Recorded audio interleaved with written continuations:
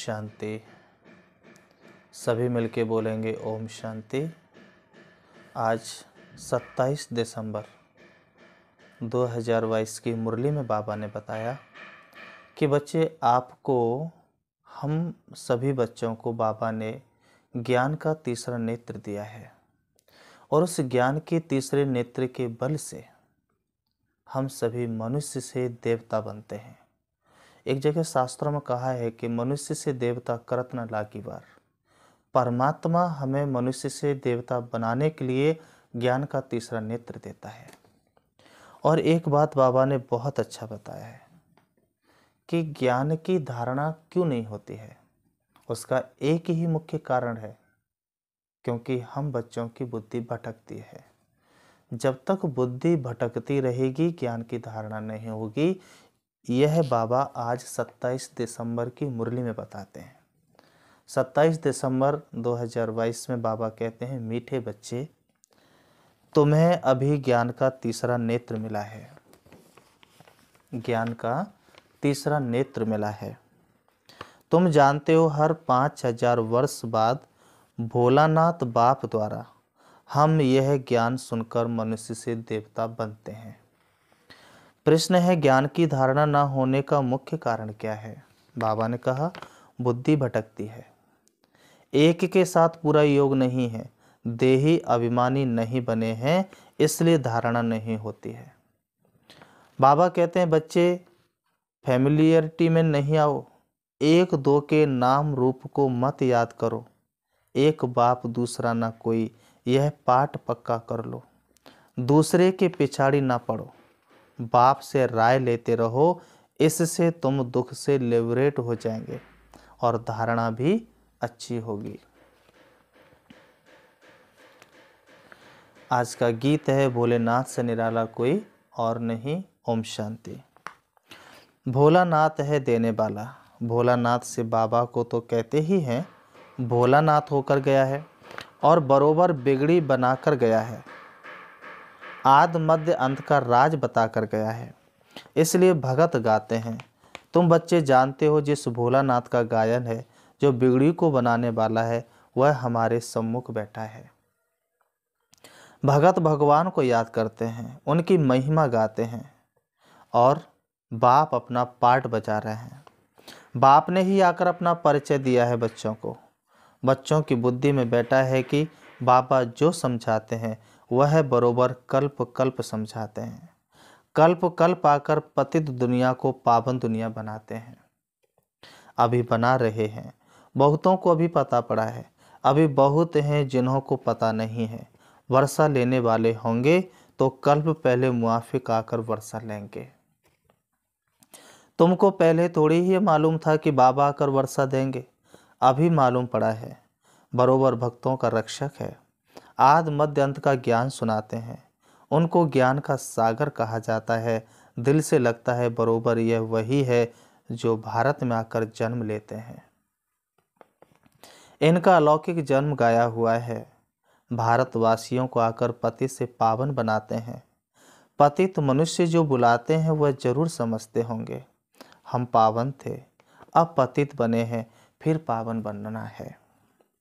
अभी बाप द्वारा तीसरा नेत्र मिलने से तुमने यह सब कुछ समझा है। तुम बच्चों का सारा दिन विचार सागर मंथन चलता रहेगा। सतयुग में पावन कौन थे? बरोबर देवी देवता ही थे। उस समय और कोई धर्म नहीं था। देवताओं के चित्र भी हैं और कोई नाम नहीं लेंगे। ऐसे नहीं कहेंगे चित्र हैं श्री लक्ष्मी देवी, श्री नारायण देवता। अभी वह नहीं है। जब वह थे तो और कोई धर्म नहीं था। तुम बच्चों की बुद्धि में है कि बाबा हमको सत्य कथा सुनाते हैं, तो लोग कहते हैं यह ज्ञान तो हमने सुना नहीं है, क्योंकि उनको ड्रामा के राज का तो पता नहीं है। तुम कहेंगे यह तो कल्प कल्प तुम सुनते आए हो, क्या 5000 वर्ष पहले नहीं सुनाया था? फिर यह क्यों कहते हो आगे कभी नहीं सुना है? कल्प पहले जिसने सुनाया था उस द्वारा तुम अभी भी सुन रहे हो। अच्छी रीत समझाना चाहिए। तुमने तो 5000 वर्ष पहले भी ये ज्ञान सुना था। देवताओं को 5000 वर्ष हुए हैं। उन्हों को मनुष्य से देवता किसने बनाया? अभी भी वही बाप फिर से बनाएगा, अभी भी वही बाप फिर से बनाएगा। 5000 वर्ष बाद फिर से बाप को आना पड़ता है रावण द्वारा पतित बने हुए को पावन बनाने। हिस्ट्री ज्योग्राफी मस्ट रिपीट होती है। बाबा कहे कि यह भी समझ में आता है, हिस्ट्री रिपीट होती है। ये तो सबकी समझ में आता है कि हिस्ट्री रिपीट होती है। बाबा कहते हैं कि सतयुग के बाद त्रेता, त्रेता के बाद द्वापर और द्वापर के बाद कलयुग। बाबा के ये चक्र लगाते हैं। अभी कलयुग का अंत है। एक तरफ विनाश ज्वाला खड़ी है और दूसरी तरफ बाबा यहाँ आए हैं नई दुनिया स्थापन करने के लिए। बाबा कहे यह वही महाभारत लड़ाई है। समझते हैं इससे विनाश हो जाएगा मनुष्यों की दुनिया का। यह सबको समझ में आता है। पुरानी दुनिया का विनाश देखने में आता है। यह महाभारी महाभारत लड़ाई 5000 वर्ष पहले भी लगी थी, कोई लाखों वर्ष की बात नहीं है। यह भारत ही स्वर्ग था, इन देवताओं का राज्य था, यह सतयुग के मालिक थे। चित्रों पर भी अच्छी रीति समझाना पड़ता है, इसलिए ही यह लक्ष्मी नारायण आदि के चित्र बनाए हैं। यूं लक्ष्मी नारायण के चित्र तो भारत में ढेर हैं, फिर हम बनाते क्यों हैं? हम अर्थ सहित बनाते हैं, इनमें पूरा ज्ञान है। मनुष्य तो मूझे हुए हैं, इसलिए समझाया जाता है। बाबा जो भी चित्र बनवाते हैं वो अर्थ सहित बनाते हैं, और बाकी के चित्रों में तो लोग मूझे हुए हैं। बाबा कहे इसलिए समझाया जाता है। सतयुग में इन्हों का राज्य था, बहुत थोड़े मनुष्य थे जो होकर गए हैं, वही फिर पुनर्जन्म ले पावन से पतित बनेंगे। जो सतयुग के देवी देवता पावन थे वो उतरते उतरते फिर पतित बन गए। यह दुनिया ही तमो प्रधान है, फिर पावन बनना है।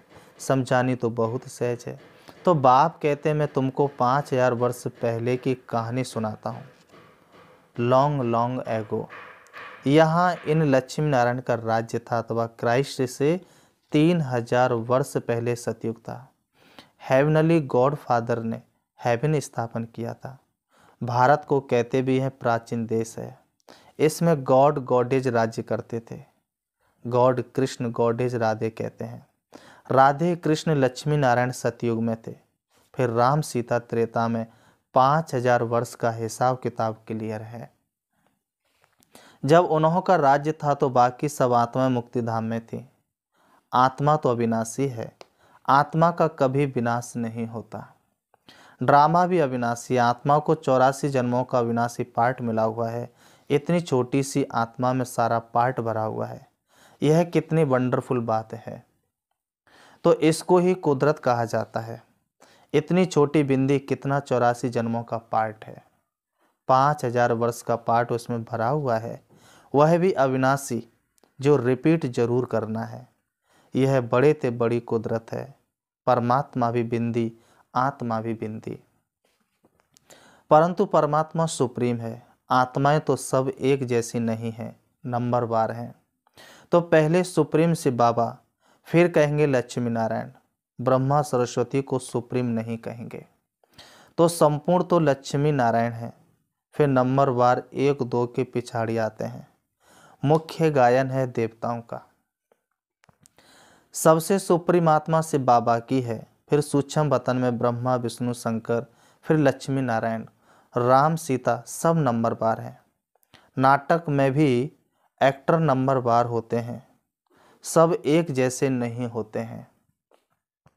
कहेंगे इनकी आत्मा सुप्रीम एक्टर है, यह पाई पैसे का एक्टर है। सबसे फर्स्ट क्लास क्रिएटर डायरेक्टर कौन है? तो करण करावनहार एक ही परमपिता परमात्मा है। अब तुमको सारे ड्रामा का पता पड़ा है। यह है बेहद का ड्रामा, नट सेल में तुमको बताया जाता है। झाड़ का यह देवी देवता धर्म है फाउंडेशन, फिर उनसे टालियां इस्लामी बौद्धी क्रिश्चियन निकले हैं। यह बाबा कहे कि यह फ्लावर वाज होगा। झाड़ शोभता है ना, बाकी एक एक धर्म के पत्ते बैठ गिनती करो तो कितने होंगे। इस्लामी बौद्धि सबके मठ पंथ गिने जाते हैं। शिव भोलानाथ यह ज्ञान सुनाते हैं। बाकी कोई डमरू आदि बजाने की बात नहीं है। शास्त्रों में जो आया सो लिख दिया है, वास्तव में है ज्ञान की डमरू। इनको शंख ध्वनि भी कहा जाता है। शंख ध्वनि मुख से की जाती है, यह है ज्ञान की मुरली। ड्रामा के आदि मध्य अंत का राज बैठ सुनाते हैं। आत्मा बिंदी मिसल है जिसमें सारा पार्ट नूंदा हुआ है। वह क्रिएटर है, वो एक्ट भी करते हैं। अच्छा पार्ट वह लेते हैं। नंबरवार तो होते हैं ना। यह है ही एक बाप क्रिएटर और सब पुनर्जन्म में आने वाले हैं। यह कभी पुनर्जन्म नहीं लेते हैं। इनका अलौकिक जन्म है। तुम जानते हो कैसे आकर प्रवेश किया है। दूसरी आत्माएं भी प्रवेश करती हैं ना। समझो किसके स्त्री की आत्मा आती है, बोल सकेगी कि मैं सुखी हूँ। बाकी उनके शरीर को बाकी नहीं पहन सकेंगे, क्योंकि शरीर तो दूसरा है ना। भावना है कि यह हमारे स्त्री की आत्मा है, इनको बुलाया गया है। ऐसे बहुतों को बुलाते हैं। अभी तमोगुणी हो गए हैं, इसलिए एक्यूरेट बताते नहीं हैं। आत्मा क्या चीज़ है, कैसे आती जाती है, यह ड्रामा में पहले से ही नूंद है। ऐसे नहीं आत्मा निकलकर यहाँ आती है, वह मर जाती है, नहीं। बाप कहते हैं यह मनोकामना पूर्ण करने के लिए साक्षात्कार कराता हूँ। जो ड्रामा में नूंद है सो होता है। तो सेकंड पास हुआ ड्रामा में नूंद है। यह बेहद का नाटक है। बाप बिंदी है, बिंदी को भोलानाथ कहते हैं। कितना वंडर है। बाप भी कहते हैं मुझ बिंदी में कितना पार्ट है। यह बातें नए कोई की बुद्धि में बैठ ना सके। पुराने से भी कितनों की समझ में नहीं आता है। बाबा कहे पुरानों से भी कितनों की समझ में नहीं आता है तो किसको समझाने में मूझते हैं। जैसे रेडियो में कोई बात करने में मूझते हैं। इसमें मुरली बड़ी फुर्ती से चलानी है, वह पढ़कर सुनाते हैं। यह है ओरली। बाबा भी सब कुछ ओरली सुनाते हैं। तुम्हारी बुद्धि में धारणा हो रही है, कल्प पहले भी तुमने धारणा कर बहुतों को सुनाया है।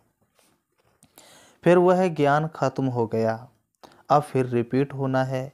यह ज्ञान कोई साधु संत की बुद्धि में नहीं है। वह परमात्मा को नहीं जानते। वह कह देते हैं आत्मा परमात्मा में मिल जाएगी। बाबा कहे मिलेगी फिर कैसे। अभी तुम्हारी आत्मा जानती है कि हमारा बाप आया है, हमको नॉलेज दे रहा है। आत्मा परमात्मा में नहीं मिलती है। बाबा कहे फिर हम बाबा के साथ घर जाएंगे। यह तुम बच्चों को रूहानी नशा है, यह है तुम्हारा प्रवृत्ति मार्ग। तो बहुत तुमको कहते हैं कि तुम तो कुमार अथवा कुमारी हो, तुमको विकारों का अनुभव ही नहीं। हम तो विकारी ग्रस्त में रहने वाले हैं, तुम हमको यह ज्ञान कैसे दे सकते हो। हम हैं युगल, हमको बैचलर कैसे समझा सकेगा। हमको तो युगल समझाए जो अनुभवी हो, तो विकार में गया हुआ हो, वही हमको समझा सकते हैं कि हमने ऐसे जीत पाई। ऐसे ऐसे बाबा के पास पत्र आते हैं। बात तो ठीक है, अब ऐसे अनुभवी से पत्र लिखाना चाहिए जिसने भल शादी की हो परंतु पवित्र हो। कोई को बाल बच्चे थे फिर पवित्र बने हैं। ऐसे ऐसे हमको समझाएं। ज्ञान तो बहुत अच्छा है, परंतु कोई तीखा समझाने वाला नहीं है तो मैं मूझ जाता हूँ। बहुत बातें समझाने में आती हैं तो अनुभवी समझाने वाला हो। अब पन्नों द्वारा तो किसी को इतना समझा नहीं सकते। सम्मुख आकर मिले तो बाबा भी समझाए। ऐसे ऐसे बहुत युगल हैं जो अपना अनुभव सुना सकते हैं कि हम ऐसे प्रवृत्ति में रहे, श्रीमत का पूरा पूरा पालन कर रहे हैं, खान पान की भी पूरी परहेज रखते हैं। कोई समझाने वाला ठीक नहीं है तो मूझ पड़ते हैं। सर्विस के लिए बुद्धि चलनी चाहिए। बाबा कहते हैं सर्विस के लिए बुद्धि चलनी चाहिए। देही अभिमानी भी बनना है। कोई भी फैमिलियरिटी में नहीं आना चाहिए। मेहनत लगती है, माया गढ़ी गढ़ी फंसा लेती है। कर्मातीत अवस्था अभी हो नहीं सकती, बहुत एक दो के नाम रूप में फंस पड़ते हैं। फिर बाबा को लिखते भी नहीं कि बाबा यह तूफान आते हैं, सच नहीं बताते हैं। बाबा को लिखें तो बाबा युक्ति भी बताएं। कोई कोई सच लिखते हैं, शिव बाबा तो सब कुछ जानते हैं।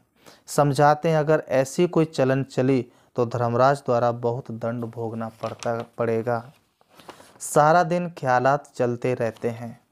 बाबा कहे सारा दिन ख्यालात चलते रहते हैं। सेंटर पर आते हैं, कहते हैं फलानी बहुत अच्छा समझाती हैं, परंतु अंदर शैतानी भरी पड़ी होगी। यहाँ तो एक के साथ योग चाहिए, बाप के सिवाय दूसरा न कोई। क्यों दूसरे के पीछे पड़ें? धारणा नहीं होती है तो जरूर कहाँ बुद्धि भटकती है। फिर राय भी नहीं पूछते हैं। क्यों नहीं पूछते हैं राय? क्योंकि बाबा कहते हैं कि डरते हैं। बाप कहते हैं मामेकम याद करो, इस याद से ही तुम्हारे विक्रम विनाश होंगे, दुख से तुम लिबरेट हो जाएंगे।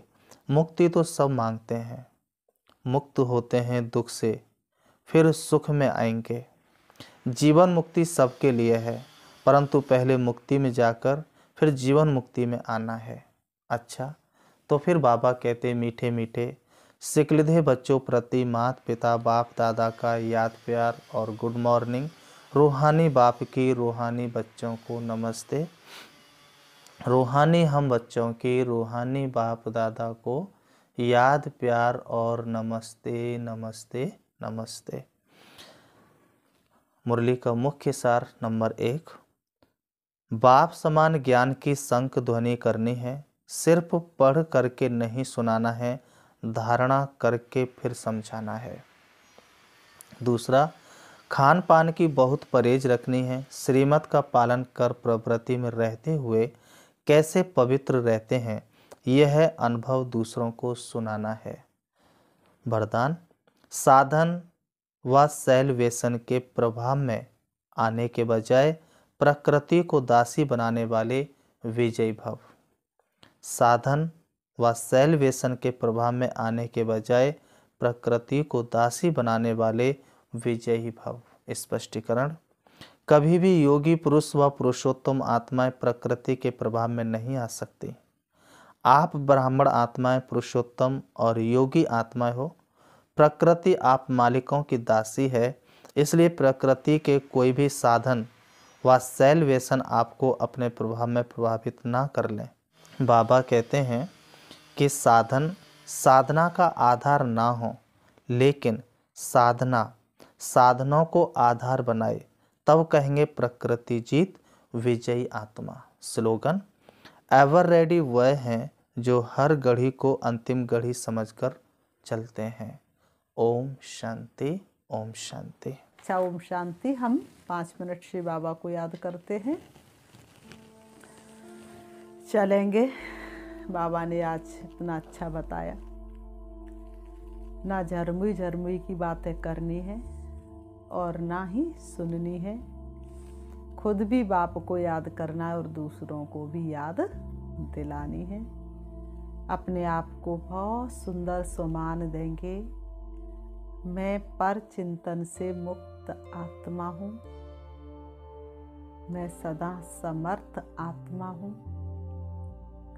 स्वचिंतक आत्मा हूँ, प्रभु चिंतन करने वाली श्रेष्ठ आत्मा हूँ, सारे विश्व की आत्माओं का कल्याण करने वाली